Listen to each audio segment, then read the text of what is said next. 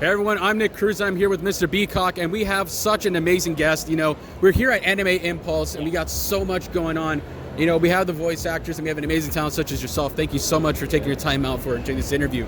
You know, last year, 2019, was a big year. So much stuff was going on. What would you say was probably your biggest highlight from 2019? Gosh, quite a few. I got to go to quite a few conventions. I got to go to London, which was amazing. Oh, very nice. London Anime Con. I have a couple projects that I started working on in 2019 that I can't talk about yet. Okay. But they'll be coming out this year, so that was really fun.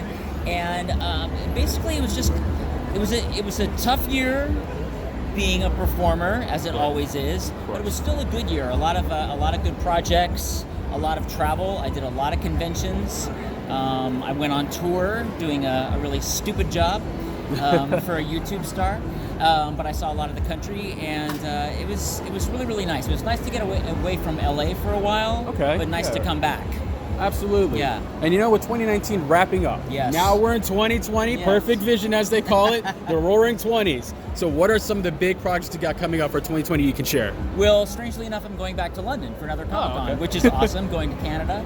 Oh, very nice. As I say, I've got the 3 new projects, a couple more on the way. I'm doing 3 movies coming up, which is really cool. A sequel and then another sequel.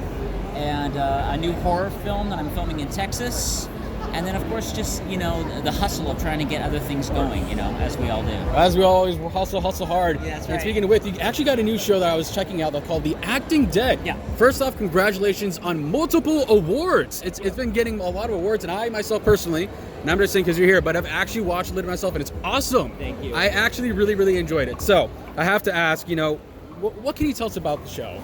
So Acting Dead is basically about a hyper-realized Los Angeles where everyone is an actor, and LA is obsessed with zombies, which they kind of are, with The Walking Dead and Warm Bodies and all these TV shows. So in this world, people are so desperate to get a job as an actor that they're willing to actually zombify themselves, become real zombies to better be cast as zombies in TV shows and movies. It's really funny. It's played really straight. The comedy is like really straightforward. Like this is just a normal thing that people do, and it's really cool. And a show like that is so unique. We don't see that very often, where you have like a zombie comedic style. So where does those comedic influences come from? Well, of course, if you look at Netflix, you know, Santa Clarita Diet came after us, by the way. But the comedic style of it was kind of, I really wanted to say, like, play it straight. So it was Parks and Rec, The Office, you know, just normal people in this really hyper-realized world. And you mentioned multiple awards. We actually were in the first ever category to win an Emmy in 2016. It's the first time they opened it up to short form, and Patrika Darbo, our actress, won for Best Actress in a Comedy. Wow! So, congratulations to her. That's really a big. Cool. That's a big thing. I've got it on my TV. That's amazing. So now, with The Acting Dead, what are the future plans for it? Well, you know, we're absolutely trying to get season 2 going. We really kicked it on the budget. It was a low budget that looks really expensive. So we're looking for people that have, you know, like $80,000 in their couch cushions, which everyone has here in Los Angeles. But we're really trying to get, you know, meetings with Netflix. And right now we are on Amazon Prime.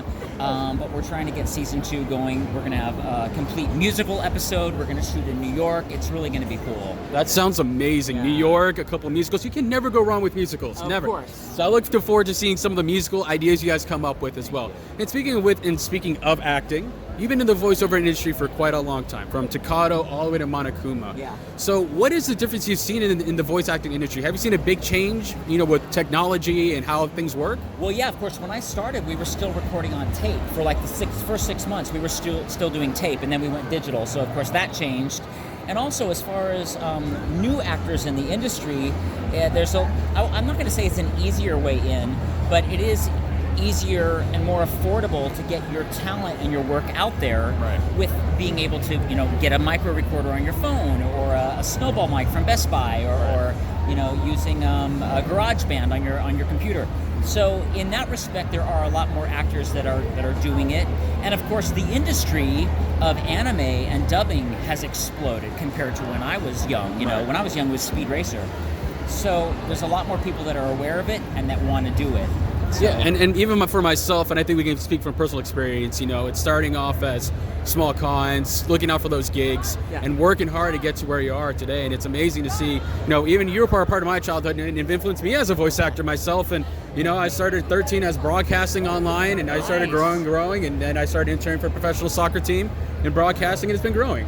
So slowly but surely, I can see that grow. And even when you mentioned like how technology is true, in the beginning of the early 2006, 2007s, when we first started doing podcasting and everything, that's how I got my start through online broadcasting. So it's incredible to see technology go through there. Yeah. But speaking of voice acting, so what are some tips you can give for either the new voice actor or the seasoned voice actor? What's a quick tip you can give? Quick tip. Well, for me, being a musician has always helped.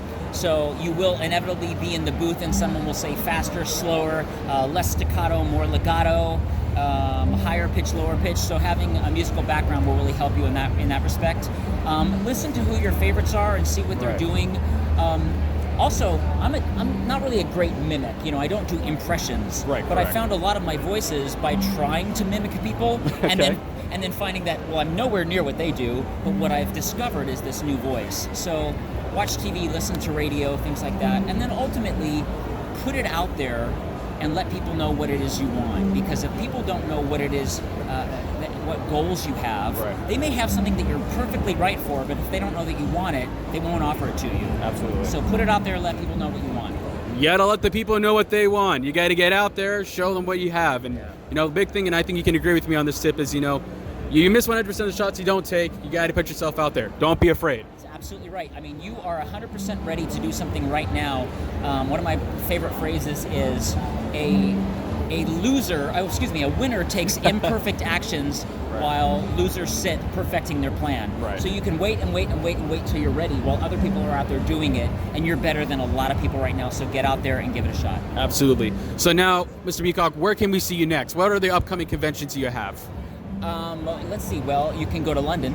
I'm going to be in London. I'm going to be in Canada. I think in the next couple of weeks I'll be in Texas. Nothing in Los Angeles as far as I know. But you can always find me on Twitter and Facebook at Brian Beacock, and follow my TV show, Twitter and Instagram at Acting Dead. Absolutely. Thank you so much, Mr. Beacock, for the interview. And guys, don't forget, make sure you like and subscribe for their video for more voice actors, for more voice acting tips. Where are we heading next to our convention? Don't forget, Florida SuperCon in the East Coast with Open House Studio. Our team is waiting for us, and we're waiting for you, our hometown in Florida. And of course, make sure you check out The Acting Dead, now on Amazon as well. And once again, Mr. Beacock, thank you. Any last words you have for us? I'm having a great time. Thanks for this. It was great. Absolutely. Thank you.